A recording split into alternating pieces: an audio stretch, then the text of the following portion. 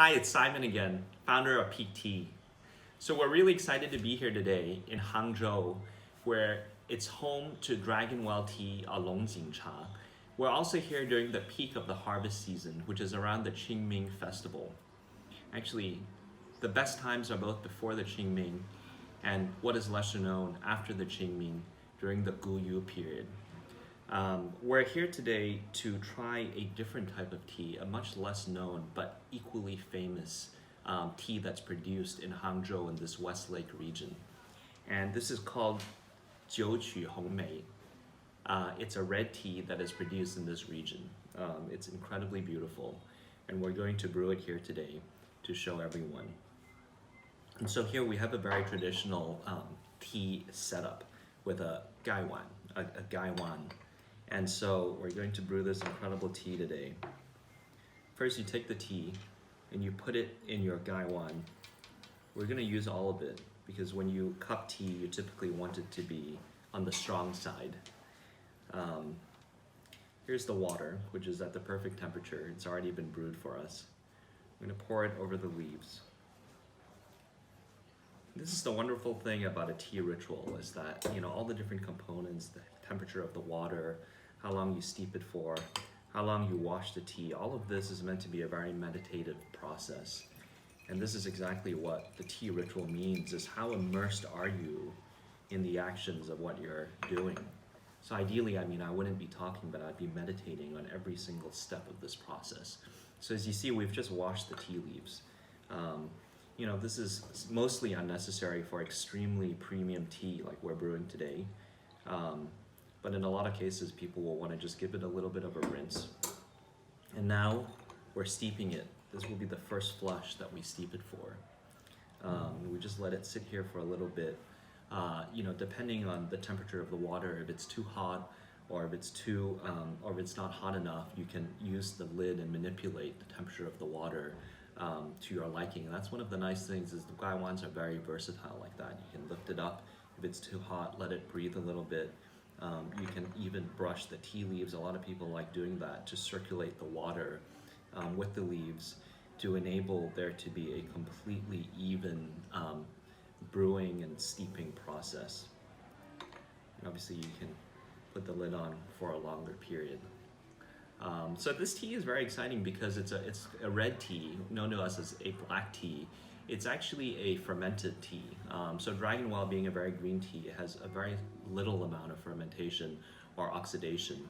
The reason for that is that very soon after the harvest, in fact immediately after the harvest, the picking of the leaves are particularly, you know, fried in a wok actually, and the heat treatment kills the oxidation process and kind of freezes the leaves in the very state that they're in. Obviously with a fermented or more oxidized leaf, those leaves are allowed to mature further and turn into a darker color, such as this one here. And I love fermented teas because it tends to have a very different active ingredient profile to green tea. There are less catechins in red tea, but there's also, because of that, a faster acting type of caffeine. It actually hits you faster. You know, as I've told all of you many times in the past, the catechins in green tea actually are bound to the caffeine compounds and lead to a slower time release. The red teas, on the other hand, because of a lower catechin content, have a much faster time-acting caffeine. So I love drinking black teas in the morning. I also love the way it makes my stomach and my gut feel, because it's got these amazing flavonols that are just really, really great at detoxifying your blood of lipids as well as sugars. And you know, historically in the East, that's what we drink black tea or red tea for. I think the tea should be done by now. It's been a few minutes. You can always check if you've lost track of time and have, you know, kind of come out of that mindful process. Just have a look at the color, give it a few stirs, but it's looking pretty good. And so we're now going to use this filter to make sure we don't have any leaves in our brew, and pour the tea through it. So you can see the speed at which you pour is very important. If you pour too slowly, you'll end up dripping it all over the place.